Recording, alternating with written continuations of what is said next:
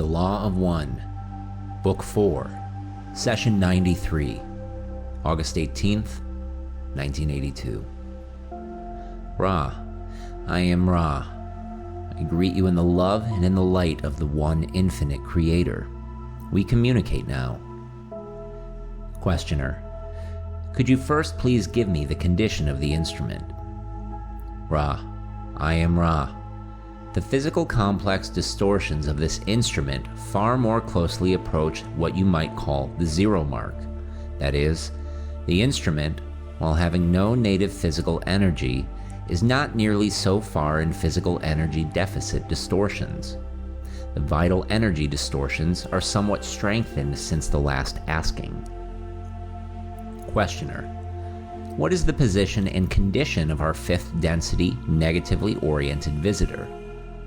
Ra, I am Ra. This entity is with this group but in a quiescent state, due to some bafflement as to the appropriate method for enlarging upon its chosen task. Questioner, thank you. You have previously stated that the foundation of our present illusion is the concept of polarity. I would like to ask, since we have defined the two polarities as service to others and service to self, is there a more complete or eloquent or enlightening definition of these polarities, or any more information that we don't have at this time that you could give on the two ends of the poles that would give us a better insight into the nature of polarity itself? Ra, I am Ra.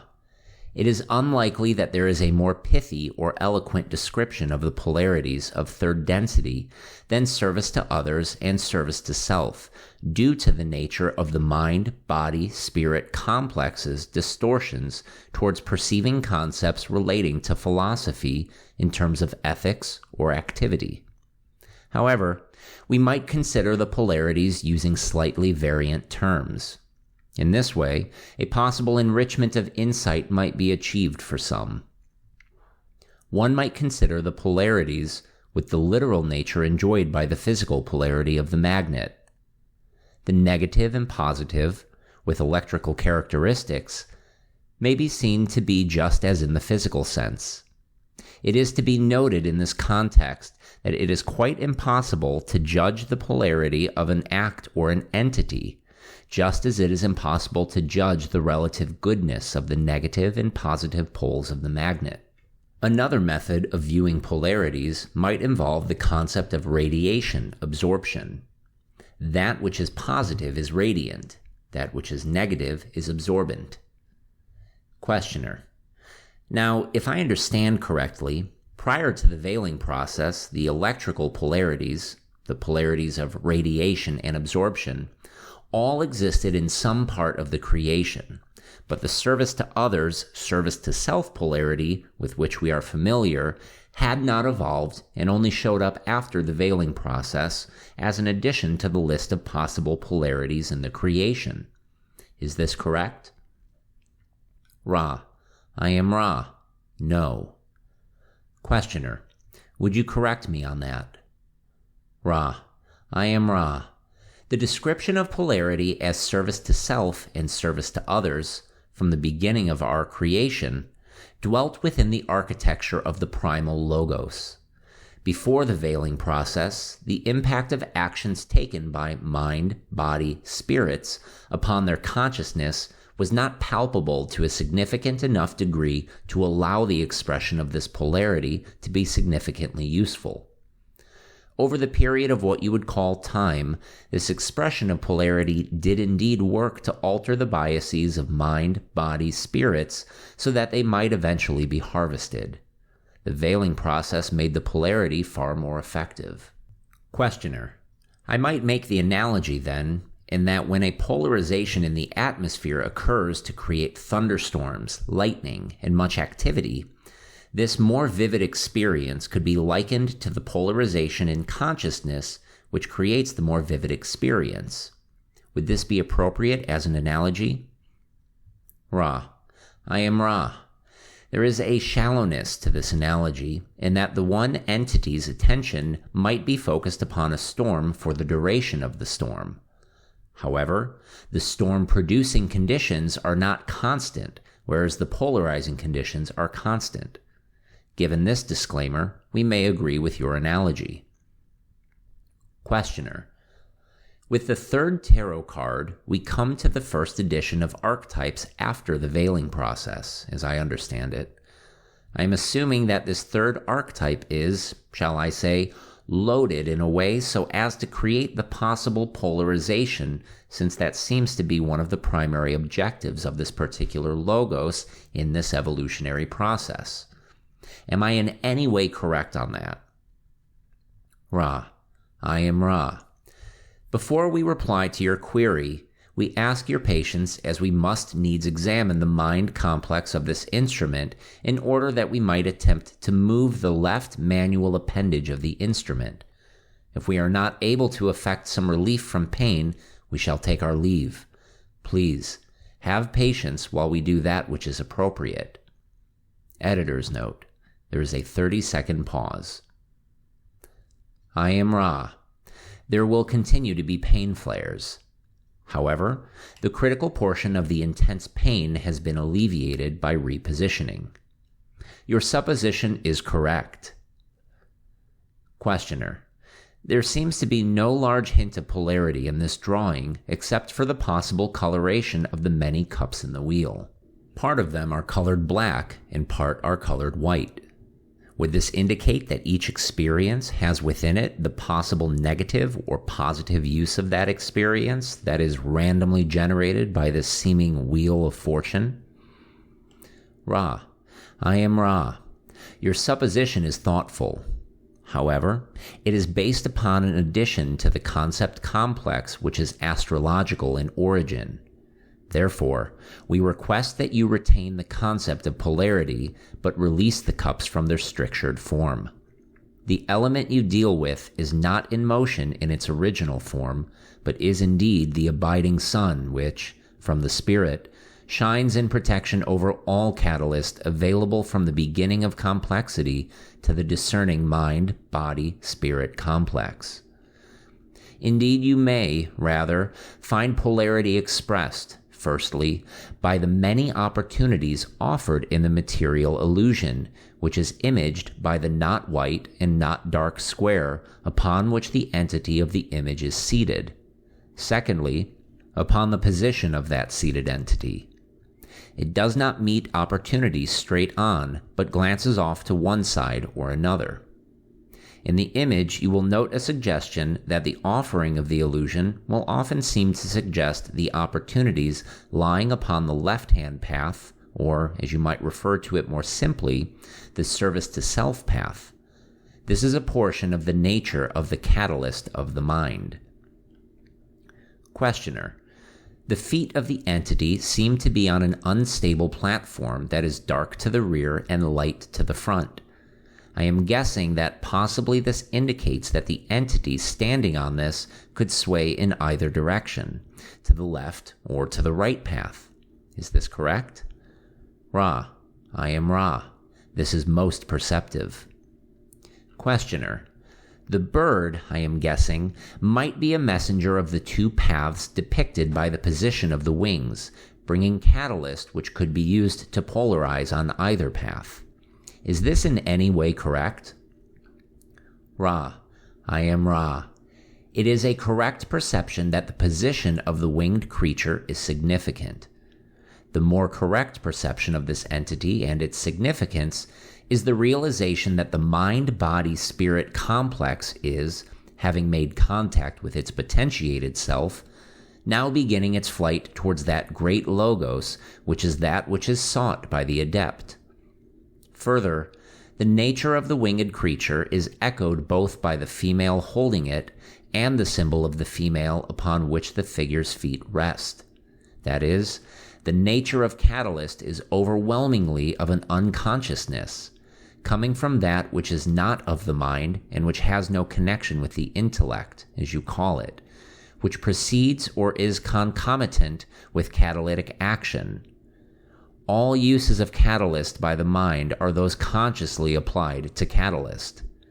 Without conscious intent, the use of catalyst is never processed through mediation, ideation, and imagination. Questioner: I would like, if possible, an example of the activity we call catalyst of the mind in a particular individual undergoing this process. Could Ra give an example of that? Ra: I am Ra. All that assaults your senses is catalyst. We, in speaking to this support group through this instrument, offer catalyst. The configurations of each in the group of body offer catalyst through comfort, discomfort. In fact, all that is unprocessed that has come before the notice of a mind-body-spirit complex is catalyst. Questioner: Then presently we receive catalyst of the mind as we are aware of Ra's communication, and we receive catalyst of the body as our bodies sense all of the inputs to them. But could Ra then describe catalyst of the spirit? And are we at this time receiving that catalyst? And if not, could Ra give an example of that? Ra: I am Ra. Catalyst being processed by the body is catalyst for the body. Catalyst being processed by the mind is catalyst for the mind. Catalyst being processed by the spirit is catalyst for the spirit. An individual mind-body-spirit complex may use any catalyst which comes before its notice, be it through the body and its senses, or through mediation, or through any other more highly developed source, in its unique way to form an experience unique to it, with its biases. Questioner: Would I be correct in saying that the archetype for the catalyst of the mind is the Logos' model for its most efficient plan for the activity or use of the catalyst of the mind? Ra: I am Ra. Yes. Questioner: Then the adept, in becoming familiar with the Logos' archetype in each case, would be able to most efficiently use the Logos' plan for evolution. Is this correct? Ra: I am Ra.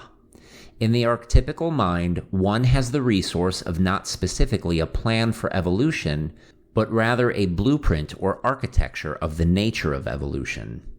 This may seem to be a small distinction, but it has significance in perceiving more clearly the use of this resource of the deep mind.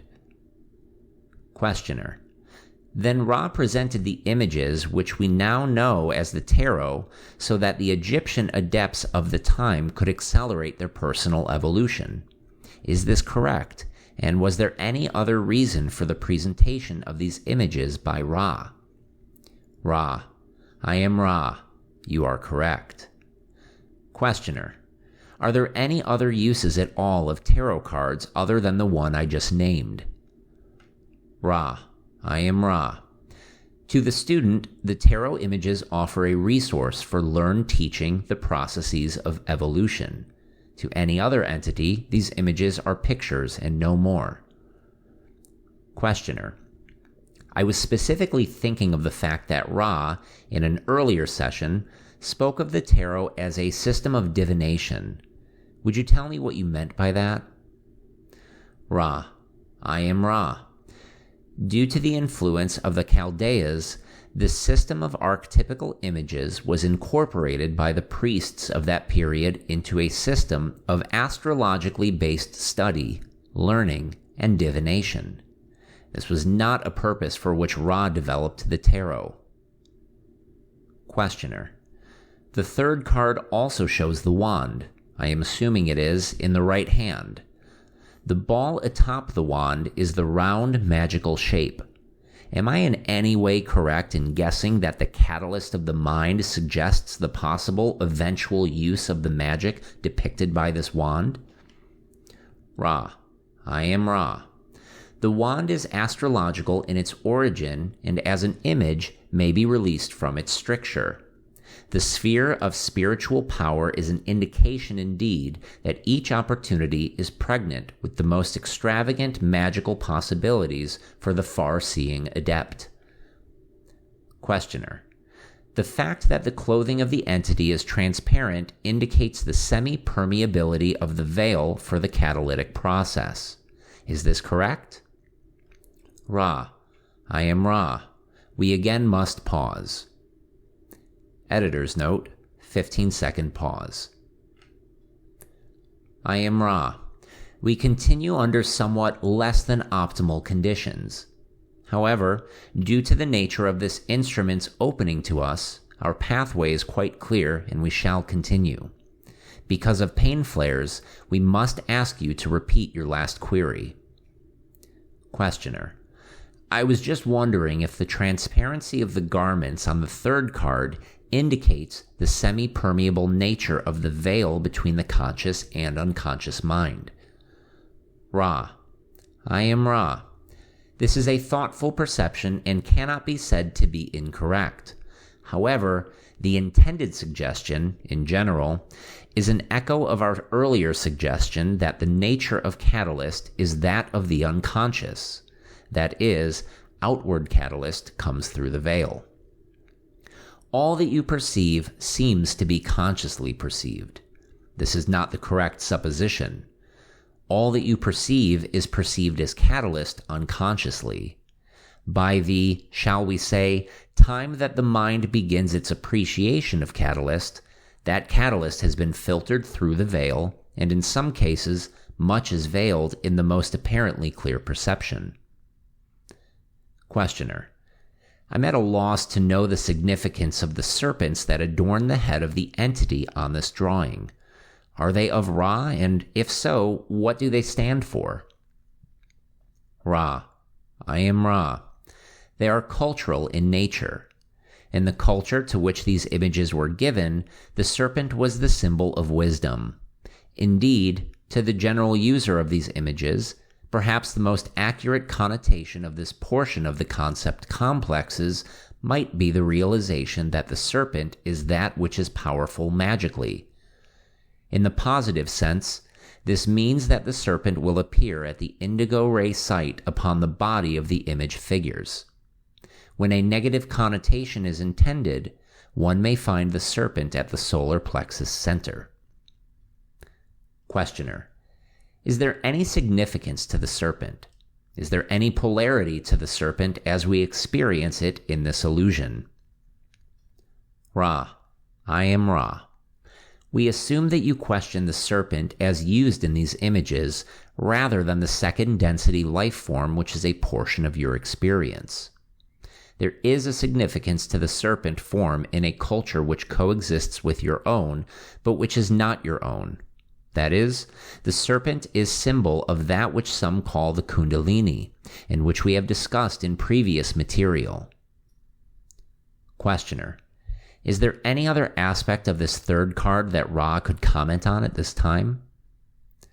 Ra: I am Ra. There may be said to be many aspects which another student might note and ponder in this image. However, it is the nature of teach learning to avoid trespass into the realms of learned teaching for the student. We are quite agreed to comment upon all observations that the student may make.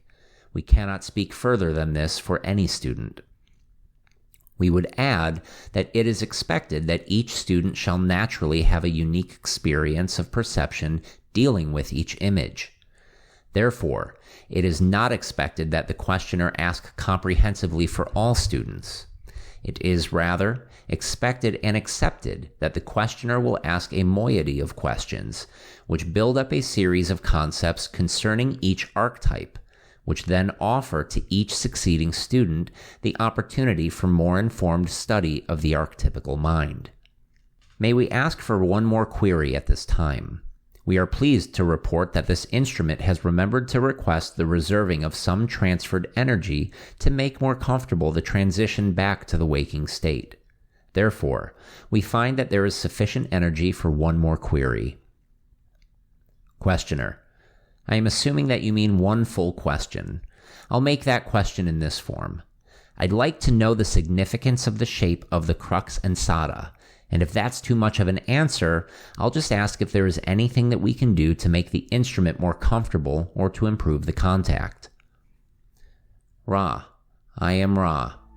There are mathematical ratios within this image which may yield informative insights to one fond of riddles. We shall not untangle the riddle. We may indicate that the crux ansata is a part of the concept complexes of the archetypical mind, the circle indicating the magic of the spirit, the cross indicating that nature of manifestation which may only be valued by the losing.